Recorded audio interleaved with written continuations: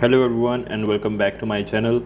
आज के वीडियो के अंदर हम देखेंगे कि आप अपनी रिएक्ट एप्लीकेशन के अंदर वेरिएबल्स की वैल्यूज़ को कैसे प्रिंट करवा सकते हैं अपने HTML पार्ट के अंदर। तो अभी आप लोग देख सकते हैं कि हमने लास्ट वीडियो के अंदर एक फंक्शनल कंपोनेंट क्रिएट किया था और उस कंपोनेंट के अंदर हमने एक रिटर्न किया है कोई चीज़, और वो असल में हमारे HTML एलिमेंट्स हैं जैसे h1 और p टैग। इसमें मैं कुछ भी रिटर्न कर सकता हूँ। लेट सपोज मैं div रिटर्न करता हूँ, दिस इज़ अ डिव, और जैसे ही हम सेव करेंगे तो यहाँ पे ये हमारे चेंजेस भी रीलोड हो जाएंगे क्योंकि मेरी रिएक्ट एप्लीकेशन रन हो रही है और वो मैंने रन की हुई है using npm run dev। Okay, तो यहाँ पे हम देखना चाह रहे हैं कि वेरिएबल की वैल्यूज़ को हम अपने HTML के अंदर कैसे प्रिंट कर सकते हैं। ओके, तो मैं यहाँ पे लिखता हूँ let suppose let user name equals to Waleed Imtiaz. So this is my name. मैंने अपने नाम से एक यूज़र नेम का वेरिएबल क्रिएट किया है और इस यूज़र नेम के वेरिएबल को मैं यहाँ पे प्रिंट करता हूँ। लेट सपोज मैं यहाँ पे लिखता हूँ माय नेम इज़, और यहाँ पे मैं उस वेरिएबल की वैल्यू को कैसे लिखूँगा, बाय यूजिंग करली ब्रैकेट्स। अगर मैंने लगाया है करली ब्रैकेट और उसके अंदर अपने वेरिएबल का नाम लिखा है तो ये वेरिएबल का नाम यहाँ पे प्रिंट हो जाएगा, और जैसे ही मैं इसको सेव करूँगा तो यहाँ पे लिखाएगा माय नेम इज़ और आगे उस वेरिएबल की वैल्यू जिस वेरिएबल का नाम मैंने यहाँ पे मेंशन किया। So this is as simple as this. लेकिन यहाँ पे हम वेरिएबल्स को इस तरीके से डिफ़ाइन क्यों नहीं करते और क्या तरीका है अपने वेरिएबल्स को डिफ़ाइन करने का और अपडेट करने का, वो मैं आपको यहाँ पे बताता हूँ। और उसके लिए मैं एक छोटी सी एग्जांपल लेता हूँ। लेट सपोज़ मेरे पास एक वैल्यू है, एक नंबर की वैल्यू है और उस नंबर के अंदर पड़ा हुआ है 1। ओके, और उस नंबर की वैल्यू को मैंने यहाँ पे प्रिंट कर दिया और आप लोग देख सकते हैं यहाँ पे लिखा आ रहा है माय नंबर इज़ 1। उसके बाद मैं एक बटन क्रिएट करता हूँ और उस बटन में लिखता हूँ इंक्रीमेंट और increase the value of number, और इसके ऊपर मैं लगाता हूँ ऑन क्लिक। जैसे आप लोग देख सकते हैं ऑन क्लिक लिखा है तो यहाँ पे VS कोड हमें सजेशंस दे रहा है, तो मैं यहाँ पे लिख दूंगा ऑन क्लिक और यहाँ पे अपना एक फंक्शन डिफाइन करूँगा। Let suppose handle click. इस हैंडल क्लिक फंक्शन को मैं यहाँ पे आके डिफ़ाइन कर लेता हूँ और इस फंक्शन के अंदर आके मैं अपनी नंबर की वैल्यू के अंदर कोई चीज़ इंक्रीज़ करना चाहता हूँ बाय 1। ओके, सो जैसे ही मैं ऐसा करूँगा और यहाँ पे मैं अपने नंबर की वैल्यू को कंसोल भी करवाता हूँ तो आप लोग देख सकते हैं नंबर इक्वल्स टू नंबर। तो मैं क्या कर रहा हूँ कि नंबर की प्रीवियस वैल्यू के अंदर एक ऐड कर रहा हूँ और उसको नंबर में ही स्टोर करवा रहा हूँ। तो नंबर के अंदर अभी 1 पड़ा हुआ है, तो जैसे ही मैं एक दफ़ा क्लिक करूँगा तो 1 + 1 2 और यहाँ पे 2 आएगा। इसी तरीके से इंक्रीमेंट रहेगा और मैं चाहता हूँ कि यहाँ पे हमारे पास माई नंबर इज़ 2 3 4 इस तरह होता रहे जैसे जैसे मैं इंक्रीज़ के ऊपर क्लिक करूँगा। तो हम देखते हैं ये काम कैसे करेगा, और इसको मैं सबसे पहले कंसोल ओपन करता हूँ। फिर राइट क्लिक करें, इंस्पेक्ट को ओपन कर लें और यहाँ से मैं इसको साइड पे ले आता हूँ और कंसोल। तो जैसे ही मैं करूँगा इंक्रीज़ के ऊपर, यहाँ पे देखें हमारे पास नंबर की वैल्यू 2 हो गई है और ये कंसोल क्योंकि यहाँ हमने लिखा हुआ कंसोल। जैसे ही मैं इंक्रीज़ करता रहूँगा तो हमारे पास नंबर की वैल्यू इंक्रीज़ होती जा रही है, लेकिन यहाँ पे हमारे पास वैल्यू इंक्रीज़ नहीं हो रही, यहाँ पे 1 ही रह गया, हालांकि नंबर वेरिएबल के अंदर वैल्यू इस टाइम पड़ी हुई है 11।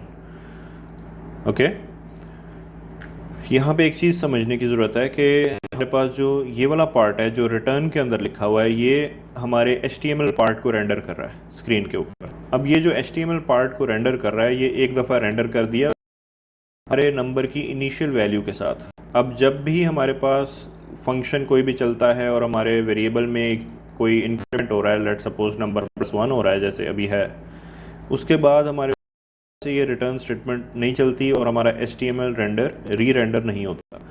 तो रिएक्ट के अंदर ये जो पूरा फंक्शन है वो एक दफ़ा चलता है जब हमारा पेज लोड होता है। जब सबसे आऊँगा तो ये एक दफ़ा रन हो जाएगा। अब एक दफ़ा जब ये रन हो गया तो इसको नंबर की वैल्यू क्या मिली है, 1। अब इस नंबर की वैल्यू मिली है और उसने वही प्रिंट कर दिया। जैसे जैसे ये चीज़ें अपडेट होती रहेगी, नंबर की वैल्यू अपडेट होगी, तो ये कंसोल तो होता रहेगा नंबर इंक्रीमेंट के साथ, लेकिन ये क्योंकि रिटर्न स्टेटमेंट दोबारा से री रेंडर नहीं हो रही तो हमारे पास नंबर की वही इनिशियल वैल्यू प्रिंट हो रही है जो कि स्टार्ट में थी। उसके लिए मैं यहाँ पे आपको कंसोल करके दिखाता हूँ। ओके, जैसे ही ऐप पेज आएगा इसका मतलब ये वाला फंक्शन मेरा रन हो रहा है। ओके, तो मैं यहाँ रिफ़्रेश करता हूँ, आप देखें हमारे पास लिखा आ रहा है ऐप पेज माउंटेड, और मैं यहाँ पे क्लिक करता हूँ, इंक्रीज़ करी जा रहा हूँ, तो ऐप पेज जो है ना वो मेरा एक दफ़ा माउंट हो गया और एक दफ़ा उसने HTML पार्ट को रेंडर भी कर दिया। अब एक दफ़ा रेंडर करने के बाद दोबारा से री रेंडर नहीं हो रहा। अब ये हमारे पास एक प्रॉब्लम आई है रिएक्ट के अंदर कि हमारा फ्रंट एंड जो है वो अपडेट नहीं हो रहा with the new variable value. इसके लिए हमारे पास हुक्स आते हैं जो कि रिएक्ट ने खुद से प्रोवाइड किए हैं, और नाम है use state. Okay, so basically जब भी मैं स्टेट बोलूँगा, स्टेट का मतलब है वेरिएबल, तो वेरिएबल की वैल्यू को हम स्टेट बोलते हैं। जैसे नंबर के अंदर 1 पड़ा हुआ है तो नंबर की 1 है, जैसे जैसे इंक्रीमेंट करते रहेंगे तो स्टेट चेंज होती रहेगी। अब हमने स्टेट बनाना है इस नंबर को। अगर मैं चाहता हूँ कि ये मेरे HTML पार्ट को री रेंडर करता रहे विद द न्यू वैल्यू, तो मैं इसको इस तरीके से लिखने की बजाय मैं क्या लिखूँगा, मैं यहाँ पे करेंगे तो आप भी हो गई है फ्रॉम रिएक्ट। अब ये यूज स्टेट के अंदर यहाँ पे हम अपनी initial value, let suppose initial value इसकी है 1। इनिशियल वैल्यू इसकी बात कर रहा हूँ, उस वेरिएबल की जिसका नाम इसके अंदर लिखूंगा। तो सबसे पहले आपने लिखना होता है अपने वेरिएबल नेम को, और वो इस वेरिएबल वैल्यू की स्टेट को अपडेट करेगा। ओके, तो लेट सपोज यहाँ पे मैं वेरिएबल नेम देता हूँ नंबर, जैसे मैंने नंबर वेरिएबल, और यहाँ पे मैं फंक्शन देता हूँ सेट। वो वाला फंक्शन होगा जो कि अपने नंबर की वैल्यू को री अपडेट करेगा। जैसे ही मैं सेट नंबर को कॉल करूँगा ये अपनी ही स्टेट। ओके, तो ये काम इस तरीके से करता है कि ये इसका फंक्शन है, और किसका फंक्शन है, ये उस वेरिएबल का फंक्शन है जो इससे मैंने पीछे लिखा हुआ है। तो यहाँ पे जैसे ही मैं number equals to number plus 1 कर रहा था, अब मैं इसको इस तरीके से करूँगा। मैं क्या करूँगा, सेट नंबर के अंदर मैं कर देता हूँ नंबर प्लस 1। अब मैंने किया क्या है, असल में नंबर प्लस 1 ही किया है, लेकिन फंक्शन कौन सा कॉल कर दिया है, सेट नंबर। तो सेट नंबर असल में करेगा क्या, ये अपने ही वेरिएबल के अंदर स्टेट अपडेट कर देगा। ओके, और एक काम यही नहीं करेगा ये, इसके साथ एक और काम भी ये करेगा कि हमारे जो ऐप पेज है उसको रीमाउंट कर देगा। जैसे ही ऐप पेज को रीमाउंट करेगा, हमारा ये वाला HTML का पार्ट भी री रेंडर होगा, क्योंकि ऐप पेज रीमाउंट होने का मतलब है ये पूरा फंक्शन री रेंडर हुआ है। अब इस पूरे फंक्शन के अंदर रिटर्न स्टेटमेंट भी है और ये बाकी सारे कुछ भी है। तो जब भी हम सेट स्टेट यूज़ करते हैं या फिर सेट नंबर, यानी वो वाला फंक्शन यूज़ करते हैं जो कि इस नंबर की स्टेट को अपडेट करेगा। यहाँ पे लाजमी नहीं है आपने सेट नंबर लिखना है, आप यहाँ पे अपडेट लिख सकते हैं और यहाँ पे अपडेट लिख सकते हैं। तो असल में अपडेट जो है वो नंबर की स्टेट को अपडेट करेगा, बट लेकिन ये एक स्टैंडर्ड प्रैक्टिस है कि आप सेट और आगे उस वेरिएबल का नाम लिखें जो आपने दिया हुआ है। जैसे अगर मेरे पास यूज़र है तो मैं यहाँ लिखूँगा set user and then use state. इस तरीके से एक स्टैंडर्ड प्रैक्टिस है और उसी को हम फॉलो कर रहे हैं। अच्छा, अब सेट नंबर करने से क्या होगा, ये पूरा फंक्शन री रेंडर होगा और हमारी HTML भी अपडेट हो जाएगी विद द नंबर वैल्यू। तो अब इसको हम देखते हैं यहाँ पे ये काम कैसे कर रहा है। सबसे पहले मैं इसको रिफ़्रेश करता हूँ तो आप लोग देखो हमारे पास लिखा आ रहा है ऐप पेज माउंटेड, और ऐप पेज माउंटेड 2 दफ़ा ये इसलिए आ रहा है क्योंकि main.jsx के अंदर हमारे पास स्ट्रिक्ट मोड इनेबल हुआ हुआ है और ये फॉर डेवलपमेंट पर्पसेस ही है। इसको अगर आप कमेंट कर दें और फिर पे रिफ़्रेश करें तो आपके पास ऐप पेज माउंटेड एक ही दफ़ा लिखा आएगा। तो कंसोल 2 दफ़ा होता है स्ट्रिक्ट मोड की वजह से, तो उसको मैंने फ़िलहाल कमेंट कर दिया। तो अब देखें जैसे ही मैं इंक्रीज़ पे क्लिक करूँगा हमारे पास ऐप पेज माउंट हुआ है दोबारा से, और इसने सेट नंबर की वजह से नंबर के अंदर एक इंक्रीमेंट कर दिया। ओके, तो इस नंबर की स्टेट अब क्या हो गई है, नंबर प्लस 1।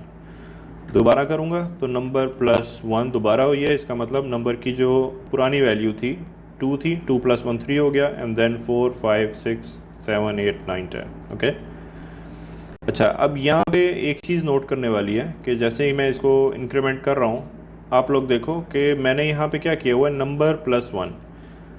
जब ये एक दफ़ा रेंडर हुआ पहली दफ़ा तो ये ऐप पेज माउंटेड लिखा आया, ठीक है, लेकिन ये दूसरी दफ़ा रेंडर हुआ तो फिर ऐप पेज माउंटेड लिखा आया। तो जैसे ही पेज माउंट हो रहा है, यानी ये वाला हमारा फंक्शन री रेंडर हो रहा है, इसके अंदर आप लोग देखो हमारे पास नंबर की इनिशियल वैल्यू जो कि हमने यूज स्टेट की ब्रैकेट्स में दी हुई है, नंबर की इनिशियल वैल्यू वो तो यहाँ पे 1 ही है।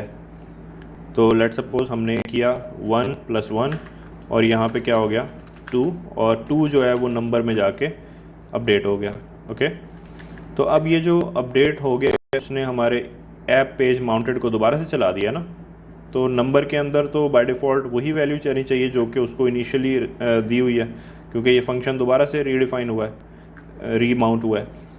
तो नंबर के अंदर 1 जाने के बजाय नंबर के अंदर तो 2 ही रह रहा है, क्योंकि अगली दफ़ा जब मैं इंक्रीज़ पे क्लिक करता हूँ तो क्या होता है 2 + 1 होता है। हालांकि नंबर की वैल्यू 1 स्टोर हो जानी चाहिए ना, क्योंकि ऊपर से नीचे प्रोग्राम हमारा चल रहा है जब, तो नंबर को तो दोबारा से इनिशियल वैल्यू असाइन हो जानी चाहिए, लेकिन ऐसा नहीं होता।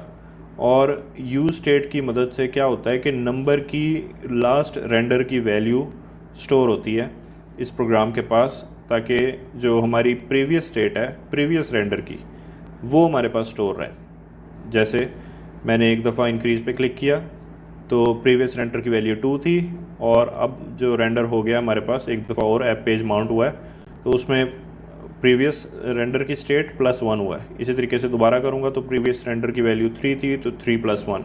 ओके, तो ये जो यूज स्टेट है ये क्या करता है, प्रीवियस स्टेट को मेंटेन रखता है और उसके अंदर फिर ऐड करता है। तो प्रीवियस स्टेट हमारे पास 2 है, 3 है, 4 है। अगर हम इंक्रीमेंट करते रहेंगे तो प्रीवियस स्टेट हमारी अपडेट होती रहेगी और नेक्स्ट रेंडर के अंदर हमारी वो प्रीवियस स्टेट ही काम आएगी। Okay, so this is how use state works. और यूज स्टेट आप तब यूज़ करोगे जब आपने कोई वैल्यू अपडेट करनी है अपने यूआई के अंदर, और हम चाहते हैं हमारा पूरा जो कंपोनेंट है जो कि ये HTML पार्ट है ये भी रेंडर हो और नई वैल्यूज़ को यहाँ पे शो करे। तो उसके लिए हम क्या करेंगे, यूज स्टेट को यूज़ करेंगे। So I hope this makes sense, and that's it for this video. We will move on to the next topic in the next video. Till then, take care. Allah Hafiz.